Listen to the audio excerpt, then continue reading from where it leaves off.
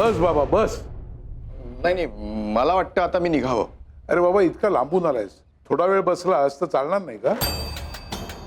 सासरे बुवा, अहो स्वामी सांगतायत तर बसा ना.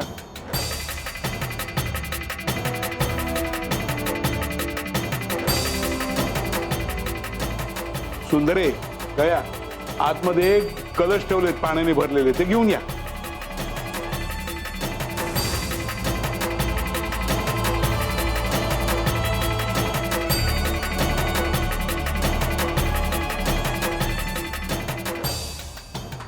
मला सांगा, हे हे सगळं काय आहे?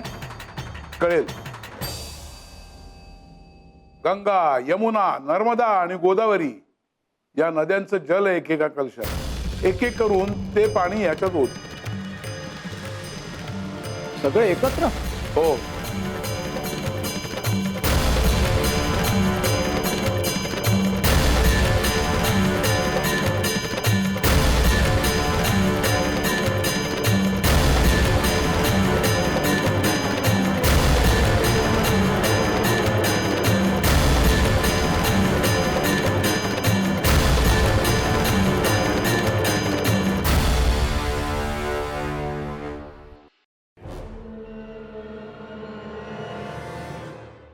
झालं? हो. आता यातलं गंगा, यमुना, नर्मदा आणि गोदावरी यांचं जल वेगळं वेगळं ओळखू शकशील का? अहो, हे ओळखणं अशक्य आहे. सगळं जल एकमेकात मिसळलंय. आता कुठलं पाणी कुठल्या नदीचं आहे हे कसं काय सांगणार? याचाच अर्थ, जर तुला ते ओळखता येत नसेल तर तू ते वेगळंही करू शकत नाहीस. तेही अशक्यच आहे ना. एकदा एकरूप झालेलं पाणी असं वेगळं वेगळं कसं करणार? गंगा वेगळी, यमुना वेगळी, नर्मदा वेगळी आणि गोदावरी वेगळी. प्रत्येकीचं नाव वेगळं, प्रत्येकीचा प्रवास वेगळा, प्रत्येकीचा घाट वेगळा. पण एकदा का जर का जलाचं मूलतत्व पाहिलं तर ते काय आहे? पाणी. उदाहरण चांगलं आहे. असं उदाहरण मीही देऊ शकतो. पण ह्यानी काय सिद्ध होणार? हो, गुरु आणि पाणी ही एकच गोष्ट आहे का? सासरे बुवा, अहो स्वामी जे सांगतायत ते एकदा समजण्याचा प्रयत्न तरी करा. नाही नाही, त्याला प्रश्न पडू दे. प्रश्न विचारणारा माणूस चुकीचा नसतो. उत्तर समोर आल्यानंतरही ते नाकारणारा आपली स्वतःची वाट तिकट करून ठेवतो. सुंदरे, लिखाणाचं साहित्य घेऊन ये. हो स्वामी देवा.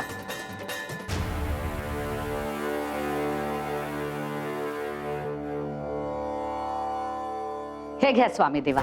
दे या. आता हे काय नवीन? अरे बाबा, तू ज्या गुरुला मानतोस त्या साईबाबांचं नाव लिही या कागदावर. कशासाठी? सांगितलं ना, न थांबता लिहित जा. पूर्ण पान भरून काढ. अहो, मला हे असले खेळ खेळायचे नाही आहेत. मी सांगितलं ना, मला जाऊ द्या. सासरे बुवा, अहो एकदा करून तरी बघा. स्वामी सांगतायत ना, कदाचित तुम्हाला काहीतरी नवीन अनुभूती येईल. तुम्हाला प्रत्येक गोष्टीत अनुभूतीच दिसते का? सासरे बुवा, अहो माझ्यासाठी एवढं तरी करा. ठीक आहे, पण यानंतर मात्र मी निघणार. या.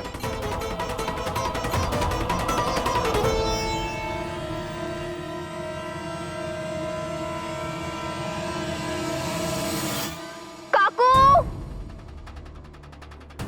काकू कुठे आहात तुम्ही? काकू,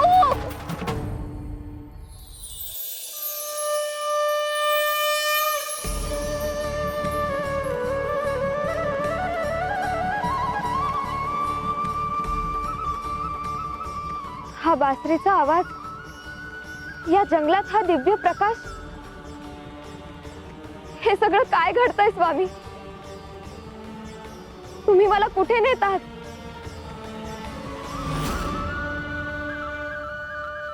श्री स्वामी समर्थ.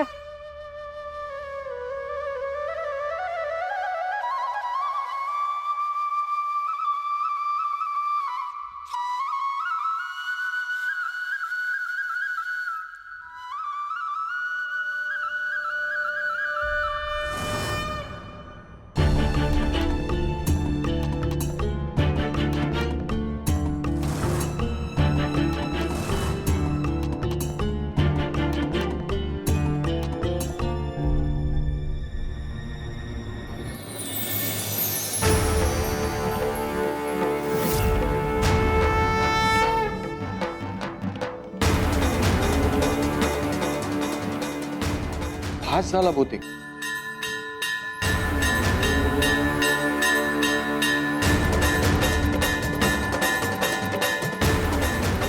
ओम साईराम. हे तुम्ही सांगितल्याप्रमाणे सगळं लिहिलंय पानभर. आता मी जाऊ शकतो ना? अरे मला कशाला दाखवतोयस?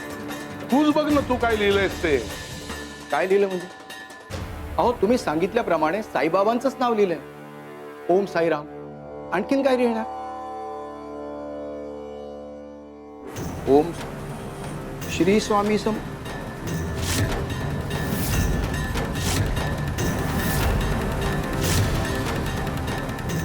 मी माझ्या हाताने ओम साईराम लिहिलं होतं. मग हे श्री स्वामी समर्थ कसं काय झालं? हे बघ.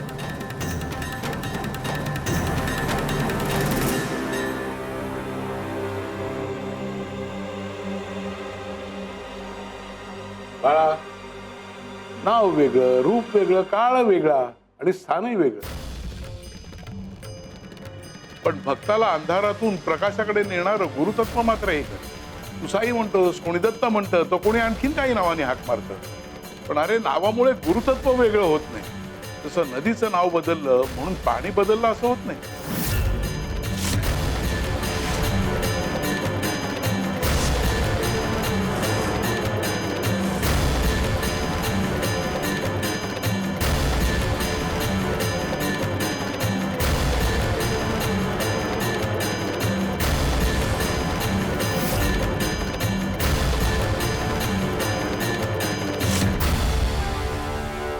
सबका मालिक एक.